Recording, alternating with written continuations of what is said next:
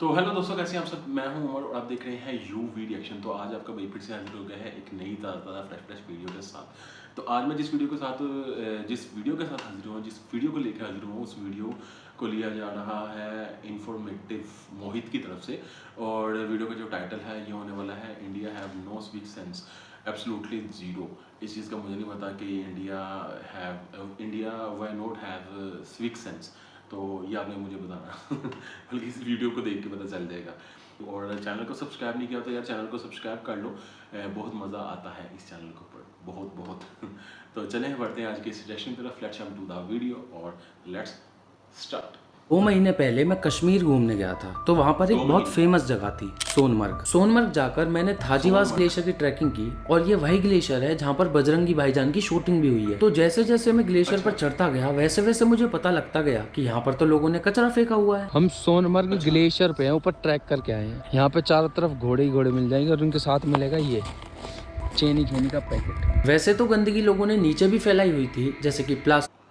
अच्छा, ये हमारे भाई जो मोहित, आई थिंक इनका नाम इंफॉर्मेटिव मोहित जो है, ये भाई ही होंगे। और क्वाइट यंग यार, I am impressive. Quite young, मतलब बहुत यंग है। बोतल्स, चिप्स के पैकेट्स। पर ग्लेशियर के ऊपर कचरे की कैटेगरी ही बदल गई, जैसे कि दारू की बोतल्स, गुटखे और सिगरेट के पैकेट्स, नूडल कंटेनर्स। ये देखो, कोई बोतल छोड़ गया, पैकिंग छोड़ गया, गिलास छोड़ गया, दारू पी के गए। अरे मादर। और ये जो ट्रैक था ना, वो ज्यादा बड़ा नहीं था, मुश्किल से 4 या 5 किलोमीटर का था। पर इस पे भी लोग घोड़े या खच्चरों पर बैठ कर आ रहे थे। तो जो ट्रैकिंग का मेन रास्ता था वो बर्फ की जगह घोड़े की टट्टी से बना हुआ था। ये इंसानों का और बर्फ का रास्ता। सॉरी यार, घोड़े की टट्टी नहीं होती, घोड़े की लिद होती है घोड़े की पोटी को पंजाबी में लिद कहते हैं। यह घोड़ों का टट्टी रास्ता। बर्फ के ऊपर एक टट्टी की चादर बिछी हुई थी। पूरे ग्लेशियर पे ना भाई घोड़े की टट्टी की बदबू आ रही है भाई। इतनी टट्टी पड़ी है, इतनी टट्टी पड़ी है, जिसकी वजह से इतनी गंदी बदबू आ रही थी। पर शायद मेरे अलावा किसी को कोई फर्क ही नहीं पड़ रहा था। ना तो किसी इंसान को कचरे से दिक्कत थी और ना बदबू से, क्योंकि किसी को फर्क नहीं पड़ता। और यही हमारे देश के लोगों की सबसे बड़ी प्रॉब्लम भी है कि उन्हें साफ सफाई, पब्लिक डिसिप्लिन या फिर सिविक सेंस। अच्छा भाई, फर्क नहीं पड़ता उसके जैसे ही लग रहा है लग रहा है कि नहीं लग रहा ये मेरी दरियाफ्त है ऐसी चीजों से कुछ मतलब नहीं है, क्योंकि दे simply do not care. So I'm in a train in India and this annoying guy is taking pictures of me and being annoying all the time in a very rude way, so I was thinking to do the same. If you have a dickhead next to you, just do the same. Do the same. Put the camera to his face. जिंदगी जीने के कुछ basic principles होते हैं। अच्छा, वो उसमें बता रही है कि मैं जब से यहाँ पे आके बैठी अपना कैमरा उठा के मेरे मुंह पे मारी जा रही है। तो अब मैं भी इसके साथ ऐसे ही कर रही हूँ, जैसे ही मेरे साथ कर रहा था वैसे ही अब मैं इसके साथ कर रही हूँ। और वो उसको भाई को मुझे तो समझ ही नहीं आ रही इंग्लिश की कि वो बोल क्या रही है। तो वो भी ऐसे से आगे ऐसे से कर रहा है। तो उसने कहा जैसे ही आपके साथ कर रहे हैं वैसे ही आप इसके साथ करो। मैं कि जो आपके साथ जैसे कर रहा है ना, टिट फॉर टैट, मैं कि जो अगला कर रहा है वही आप करो फिर। जो वैसे तो फर्स्ट क्लास के बच्चे को भी पता होने चाहिए, पर अनफॉर्चुनेटली वो बड़े बूढ़ों को भी नहीं पता। ये देखो, ये इंसान यहाँ पे ये हरकतें कर रहा है। किसी भी सोसाइटी को सिविलाइज्ड बनाने के लिए सबसे जरूरी चीज होती है सिविक सेंस, कि कैसे हमें सोसाइटी में दूसरे लोगों के आसपास रहना चाहिए। पर इंसानी दिमाग में जो सिविक यार ये कैसे कर लेते इतनी पब्लिक में डांस, मेरे से तो वीडियो नहीं बनती। सेंस का डिपार्टमेंट होता है, उसकी जगह गोबर भरा हुआ है हमारे लोगों के अंदर। तो आखिरकार ऐसे कौन से रीजंस हैं जिसकी वजह से मुझे ये लगता है कि इंडियंस में सिविक सेंस बिल्कुल जीरो है। इस वीडियो में हम एक एक करके उन सारी चीजों के बारे में बात करेंगे। ये सिविक सेंस सबसे पहला और सबसे बड़ा रीजन है साफ सफाई, जिससे हमारा दूर दूर तक कोई लेना देना नहीं है। चलो मैं तुम्हें एक वीडियो दिखाता हूँ।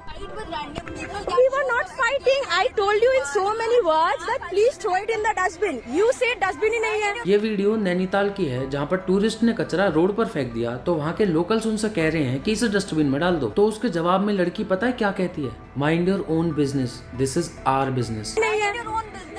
You mind your this is your business. You are supposed to keep this place clean. Yeah, but you didn't. You threw it outside on purpose. कचरा हमारा, फैलाया हमने, और दिक्कत तुम्हें हो रही है। मतलब गलती करी तो करी, उसका।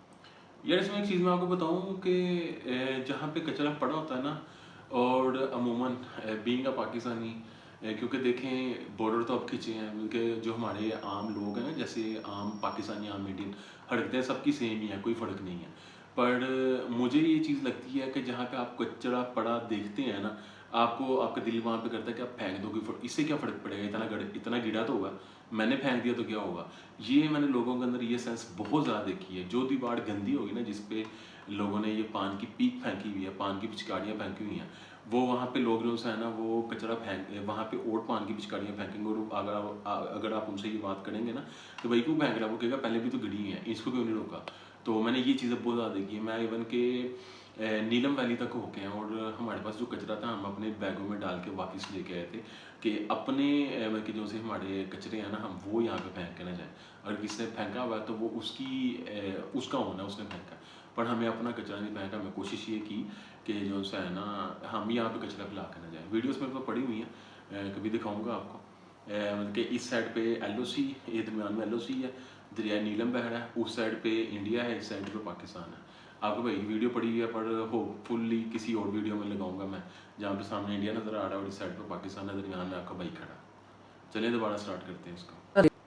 रियलाइजेशन तक नहीं है ये स्कूल्स और कॉलेजेस में क्या पढ़ा रहे हैं, जब बेसिक सिविक सेंस जैसी चीजें नहीं है लोगों में। खैर सफाई के बारे में तो मैं ज्यादा बात नहीं करूंगा, क्योंकि मुझे नहीं लगता कि लोग इतने रिस्पॉन्सिबल होंगे कि पब्लिक प्रॉपर्टी को अपनी घर की तरह साफ रख सके। ये अंकल सारा कूड़ा बाहर फेंकते हुए ट्रैक पे, ये है इंडियन रेलवे की हालत। सीनियर कर्मचारी कूड़ा उठा के बाहर फेंकते हुए,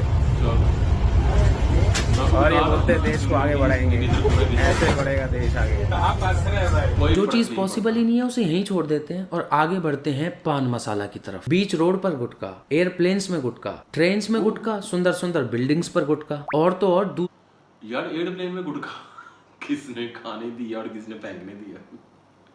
लोगों तक पर गुटखा थूक देते हैं लोग। तो दोस्तों ये है न्यू दिल्ली रेलवे स्टेशन को न्यू दिल्ली मेट्रो स्टेशन से कनेक्ट करने वाला फुट ओवर ब्रिज। बहुत ही प्यारा इसे बनाया गया है और ऊपर से देखोगे आपको बहुत ही अच्छा दिखेगा, साफ सुथरा दिखेगा। बट यहाँ पे ना कुछ सच्चाई है इसकी, वो मैं दिखाता हूँ। अब गवर्नमेंट ने यहाँ पे फैसिलिटीज तो दे दी, पर लोगों ने देखो यहाँ पे क्या हालत की है इसकी, देखिए। और नीचे देखो कैसे गंदा फैला रखा है। यूपी विधानसभा के अंदर एक MLA ने गुटखा थूक दिया। हमारे विधानसभा के इस हॉल में किसी माननीय सदस्य ने पान मसाला खा। ये क्या सीन चल रहा है जी, किसी माननीय सदस्य ने जो है ना वो कूड़ा वो कचरा वो पान का गुटखा फेंक दिया यार, वो भी मतलब कि असेंबली हॉल में, हम असेंबली हॉल कहते हैं इसे, तो उसमें फेंक दिया यार।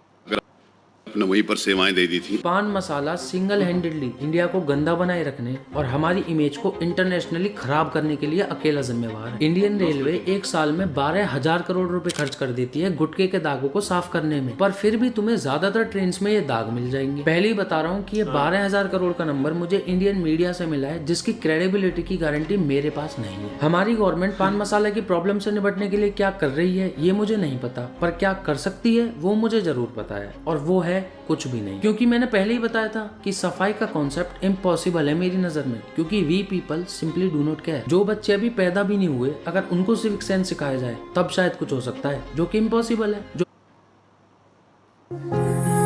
हम तुम्हें फूलों की वफाओं में नजर आएंगे जब भी ढूंढो। जो बच्चे अभी पैदा भी नहीं हुए, अगर उनको सिविक सेंस सिखाया जाए तब शायद कुछ हो सकता है, जो कि इम्पॉसिबल है। जो पैदा ही नहीं हुआ उसे सिखाए कैसे? ट्रेन में सोया था और इस बंदे ने मुझे फोर्सफुली किस किया है सबके सामने, और मैंने पूछा किस क्यों किया, तो बोलता है अच्छा लगा कर दिया। और इनकी वाइफ इसको प्रोटेक्ट कर रही है कि कोई बात नहीं, जाने दो। गलती हो गया क्या बैंक? उससे माफी मांगो तुमने, मैंने पूछा क्यों किया, बोलता अच्छा लगा कर दिया। बोला बाहर निकल, दीदिया फट जाओ, दीदिया फट जाओ। तो civic sense is quite impossible for now. हमारे पब्लिक वॉशरूम्स तो ऐसे हैं कि अगर जानवरों के लिए वॉशरूम्स बना दिए जाएं तो वो भी इंसानों के वॉशरूम से लाख गुना साफ मिलेंगे। लोग टॉयलेट सीट्स के अंदर नहीं बल्कि उसके ऊपर रखते हैं। विद्या बालन का एक ऐड आया करता था, जहाँ सोच वहाँ शौचालय। मतलब जब लोग सोचेंगे तभी तो वॉशरूम्स बनेंगे। काकी घर में शौचालय कहाँ है? बहू को घर में कहाँ, खुले में ही जाना पड़ेगा। बहू फिर तो तुम घूंघट भी खोल ही दो। एक तरफ तो आपको बहू का घूंघट भी सरकाना गवारा नहीं, और दूसरी तरफ उससे खुले में। इस तरह तो हमने कभी सोचा ही नहीं था। तो अब सोचो, घर में शौचालय बनवा, जहाँ सोच वहाँ शौचालय, जहाँ सोच वहाँ। यार ये किनके घर है जिनके घर में शौचालय नहीं है, मतलब जिनके घर में वॉशरूम्स नहीं है यार। मुझे नहीं समझ आती यार कि वॉशरूम के बगैर कहाँ कैसे गुजारा और कहाँ पे गुजारा करते होगे। समझ से बाहर है। इवन कि हम गांव से मतलब कि हमारे काफ़ी रिलेटिव्स जो हैं वो गांव में रहते हैं, पर हमें वहाँ पे भी वाशरूम्स देखे हैं। हाँ, गांव में थोड़ा ये इशू होता है कि जैसे 2-3 मतलब कमरे डाले हुए हैं दरमियान में से है ना, और एंड में जाकर वाशरूम बनाते हैं वो।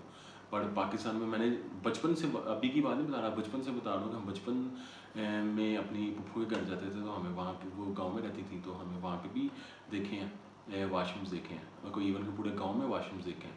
पर ये मैंने फर्स्ट टाइम ऐसे सुना कि इंडिया में लोगों के घर में वाशरूम्स नहीं है। इस चीज़ का मुझे आइडिया नहीं था, फर्स्ट टाइम पता चला।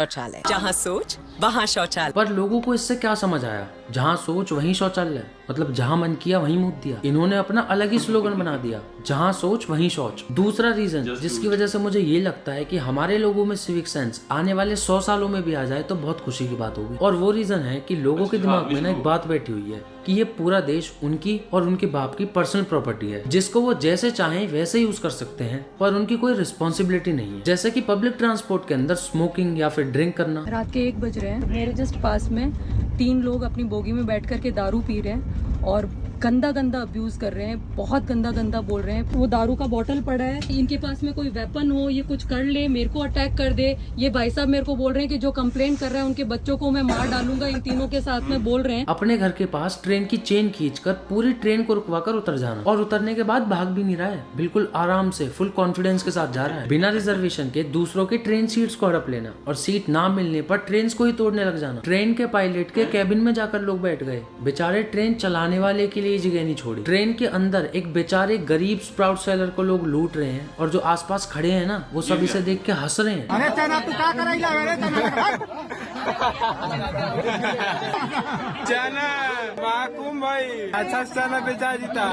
फ्लाइट में गाने बजाने का मन है तो बजा दिए, और उसकी जस्टिफिकेशन दिल्ली से है। और ड्राइविंग सेंस तो हमारे अंदर इतनी है कि बस क्या ही बताऊं। जिसका जहां मन आता है वहां गाड़ी मोड़ देते हैं। बीच रोड पे रिक्शा वाला दारू पी के सो रहा है, रॉन्ग साइड गाड़ी चला रहे हैं, सामने वाला गया भाड़ में। रोड सेफ्टी के रूल्स एंड रेगुलेशंस की तरफ लोगों का बिल्कुल ध्यान ही नहीं है। कुछ ट्रक्स और ट्रैक्टर्स तो इतने ओवरलोड होकर चलते हैं कि बीच रोड पर ही पलट जाते हैं, जिसकी वजह से बेचारे बेकसूर लोग मारे जाते हैं। और बिना बात के हॉर्न बजाने की तो लोगों की इतनी गंदी आदत है ना कि बाकी सारी परेशानियां इसके सामने फीकी पड़ जाती हैं। जो हॉर्न बजा रहा है उसे तो कोई दिक्कत है ही नहीं, पर जो आसपास के लोग हैं उन्हें भी नॉइज पोल्यूशन नाम की चीज से कोई प्रॉब्लम ही नहीं है। गवारपंथी को नॉर्मलाइज करोगे तो ये तो होना ही था। लोगों की एक मेंटेलिटी बनी हुई है कि हर चीज के लिए बस ये बोल दो, हमें क्या मतलब, भाड़ में जाने दो, छोड़ो ना, क्या फर्क पड़ता है, इतना तो चलता है। जेब्रा क्रॉसिंग तो बहुत दूर की बात है, लोग तो बीच हाईवे को क्रॉस करते हैं। अगर तेज स्पीड से आ रही गाड़ी से टक्कर लग जाए तो। यहाँ मुझे क्रॉसिंग से याद है, यहाँ पे मेट्रो बस चलती है, मतलब कि जो बसेस हैं, मतलब कि जो सी अपने मखसूस एरिया बनाया हुआ, मेट्रो बसेस ही कहते हैं शायद इनको। जैसे मेट्रो ट्रेन चलती हैं उनका अलग ट्रैक होता है, यहाँ पे मेट्रो बसेस चलती हैं जिनका अपना अलग ट्रैक होता है।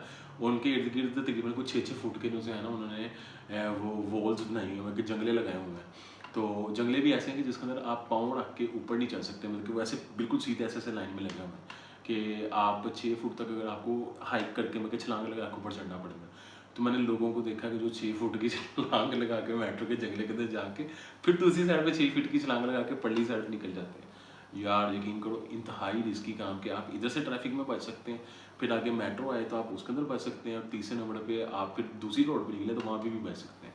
और साथ ही पीछे मतलब कि वो है ओवरहेड ब्रिजेस बने हुए हैं, पर लोग इस चीज़ को नहीं समझते। गलती किसकी?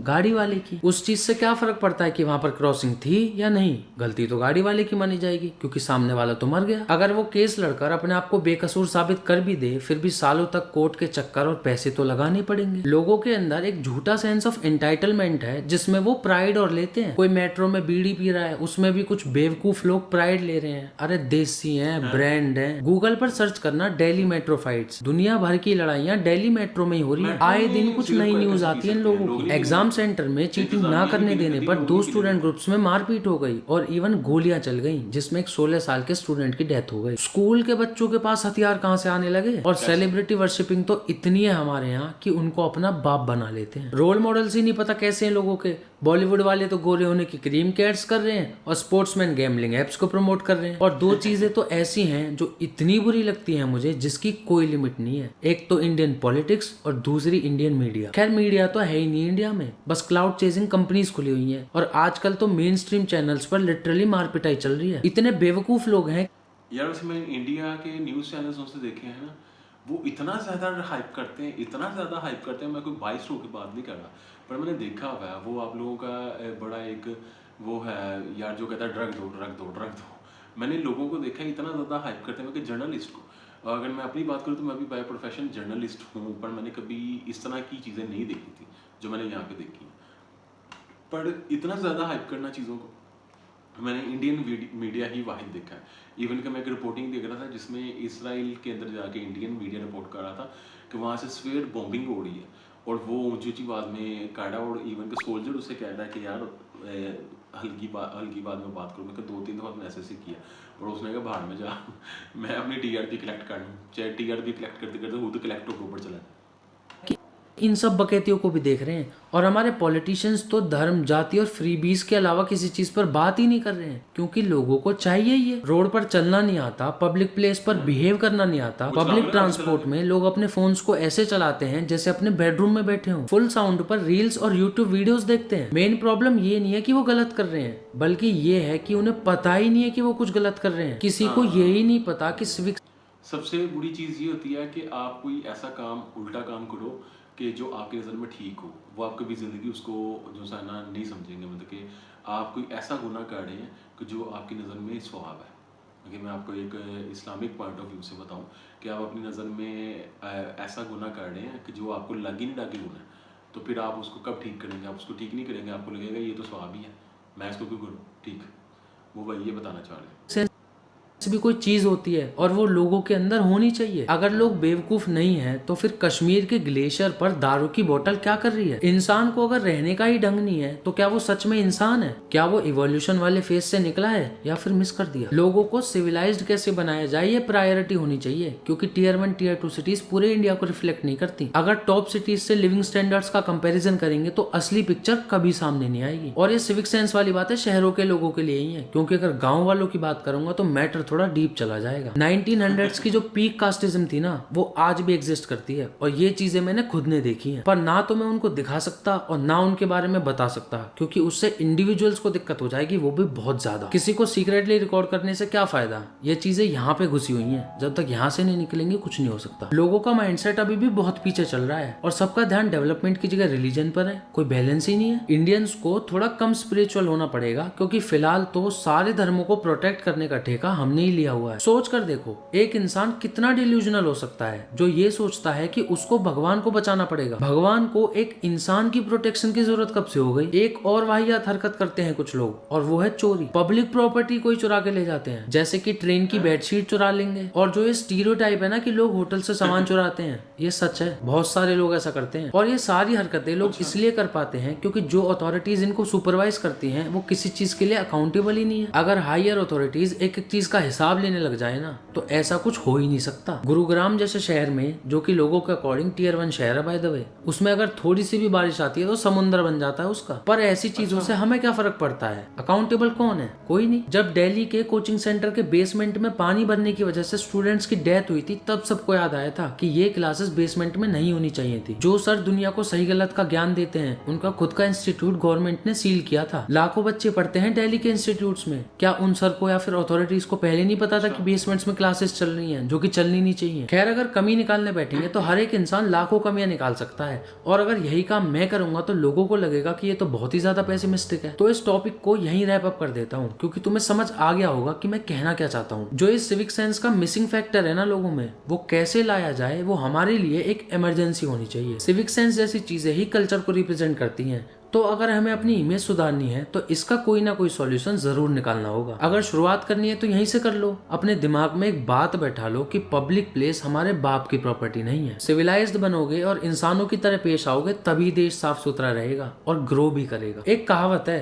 कुत्ता भी जहाँ बैठता है अपनी पूंछ से झाड़ के बैठता है, और वहीं दूसरी तरफ इंसान है, जहाँ खाया वहीं फेंक दिया। हमारा कल्चर इतना पुराना है, ये कहने की जगह उसे रिप्रेजेंट करो इन चीजों को इम्प्लीमेंट करके। लोगों में सिविक सेंस ना होने की वजह से वो अनसिविलाइज्ड सिविलाइज हो जाते हैं, जो कि एक बहुत सीरियस इशू है। और जो इन चीजों पर बात करता है उस पर एंटी नेशनल या फिर वेस्टर्न का लेबल लगा दिया जाता है। तो इसका मतलब क्या हुआ कि ये चीजें लोगों को समझ तक नहीं आ रही हैं अभी, और जब समझ ही नहीं आएंगी तो बात किस बारे में करेंगे, जो कि बहुत ज्यादा प्रॉब्लमेटिक है। तो आई होप लोग सिविक सेंस जैसे इश्यूज को रेज करेंगे, और रेज करने से पहले इन्हें समझ भी लेना वो भी बहुत है। इंसान हो तो इंसान की तरह पेश आओ। इस वीडियो के लिए इतना ही। चैनल को सब्सक्राइब कर देना। मिलते हैं अगली वीडियो में। सब्सक्राइब। उन्होंने कहा रेस करो, रेस ना करना शुरू कर लो कि किस चीज़ से रिएक्शन बनाता है। तो इसमें एक चीज़ मैं डिस्कस करना चाह रहा था दरमियान में, फिर मैंने कहा यार ये लंबी हो जाएगी अगर मैंने इसके बारे में बात शुरू की। तो वो ये थी कि इन्होंने कहा जी कि लोग ये समझते हैं कि वो अपने भगवान को प्रोटेक्ट कर रहे हों। यार मतलब बीइंग अ मुस्लिम अगर मैं बताऊं तो हम मुस्लिम जो से वो अल्लाह कहते हैं, तो अल्लाह को प्रोटेक्ट करने की ज़रूरत नहीं है किसी भी मुस्लिम को और किसी भी इंसान को, क्योंकि वो जो सा वो मतलब कि मैं उसके बारे में क्या अल्फाज यूज़ करूँ कि जो अल्फाज ऐसे हैं कि वो मसबूबुल असबाब है, मतलब कि वो ऐसे काम करता है कि जिसके असबाब भी नहीं होते, मतलब कि वो ऐसी चीज़ें में कि जो आपके माइंड से ऊपर है। तो ऐसी ज़ातों से होती है, उसको आपको प्रोटेक्ट करने की ज़रूरत नहीं है। हाँ, मेरा फेथ है, अगर मेरे जैसे मैं बीइंग अ मुस्लिम मेरा फेथ है जो मैं मानता हूँ अपने अल्लाह में, अगर मेरे अल्लाह के खिलाफ कोई बात करेगा तो मुझसे बर्दाश्त नहीं होगा। ये ईमान का हिस्सा होता है। आप उसको मतलब कि आप मार के ना समझाएं, और ये कहीं पे है भी नहीं। और ला इकराहा फिद्दीन, मतलब ला इकराहा फिद्दीन ऐसे एक आयत है मेरे ज़हन में, उसका तर्जुमा मैं आपको बता देता हूँ कि उसका तर्जुमा इस तरह से कि दीन कबूल करने के मामले में किसी पे भी कोई ज़ोर जबर नहीं। तो इसलिए जो है ना, आप किसी को ज़बरदस्ती ना मुस्लिम बना सकते हैं ना हिंदू बना सकते हैं। मतलब मुस्लिम तो मैं आपको बता दूं कि मुस्लिम ये मानते हैं, हिंदुओं का मुझे नहीं पता वो ज़ोर ज़बरदस्ती बना सकते हैं नहीं बना सकते, क्रिश्चियन बना सकते नहीं बना सकते। मैं इस्लाम का बता सकता हूँ कि आप किसी को ज़ोर ज़बरदस्ती मुस्लिम नहीं बना सकते।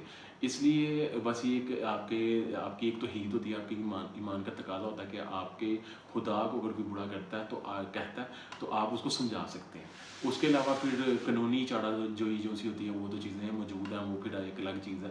आप उसमें जाते हैं, फिर वो 295C 295A 295B ये सब इसी चीज़ के लिए बनी है। बाकी अगर स्विक सेंस के बारे में बात की जाए तो भाई ने ये काफ़ी अच्छा पॉइंट रेज़ किया कि जहाँ पे लिखा होता है कि यहाँ पे स्पिट ना करो, वहाँ पे लोग स्पिट करते हैं। जहाँ पे लिखा होता है यहाँ पेशाब ना करो, वहाँ पे लोग पेशाब करते हैं। तो ये वो वाला सीन हो गया हुआ जैसे कि आप किसी चीज़ से मना की जिस बंदे को बोले तो वो वहीं पे खड़े होकर वही काम करें। और बाकी टॉयलेट वाली मैंने आपको बात की कि यार मुझे नहीं समझ आ रही कि अभी तक लोगों के घरों में टॉयलेट नहीं है इंडिया में। पाकिस्तान में तो ये कॉन्सेप्ट है ही नहीं है। मैंने कोई इवन क्या आपको गाँव वगैरह के भी बताया कि गाँव वगैरह में भी हमारे टॉयलेट्स मौजूद हैं। मैं अपने बचपन से देखता आ रहा हूँ और काफ़ी आप खुद हिसाब लगा लें कि मैंने नहीं देखा कि हमारे जो से गढ़ हैं उनमें टॉयलेट ना हो। मुझे नहीं पता इंडिया में कौन सी जगह ऐसी जहाँ पे टॉयलेट नहीं लोगों ने बनाया हुआ है। और दूसरा जो से यार जो नेचुरल चीज़ें हैं, मतलब कि जो आपकी खूबसूरत ग्लेशियर्स हैं, रोड्स हैं, इन पे कचरा ना करें। काइंडली इस चीज़ से बात आ जाए, अगर आप वहाँ पे कचरा करेंगे तो उसकी खूबसूरती जो सी है ना वो पकी हो जाती है, मतलब ख़राब हो जाती है, मतलब उसका टेस्ट ख़त्म हो जाता है। तो काइंडली आप अपने उस चक्कर के अंदर जो है लोगों का टेस्ट ख़राब ना करें, चीज़ों को साफ़ रखें। और इवन के मैं एक बंदे की पॉडकास्ट सुन रहा था, उसमें मुझे बता रहा था, कहता मैंने जापान का विज़िट किया तो कहता वहाँ पर मैंने किसी जैपनीज़ से कोई चीज़ मांगी तो उन्होंने मुझे ऐसे पेश की।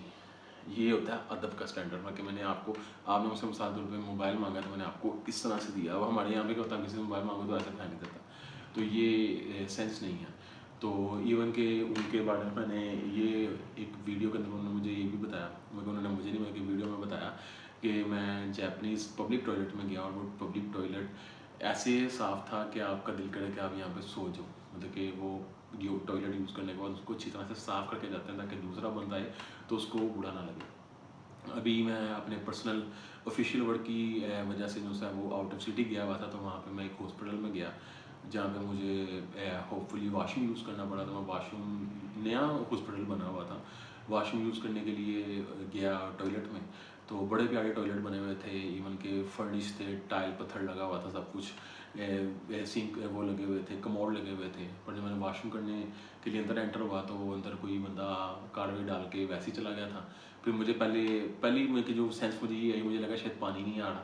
मैंने जब पानी दबाया मैं कि उसको फ्लश किया तो पानी भी आ रहा था। मुझे बड़ा दुख हुआ यार, इतने प्यारे वॉशरूम बने हुए हैं, इतना कुछ हुआ हुआ है तो उसको बेकार कर गया कोई, मैं कि दूसरा बंदा ना कर सके।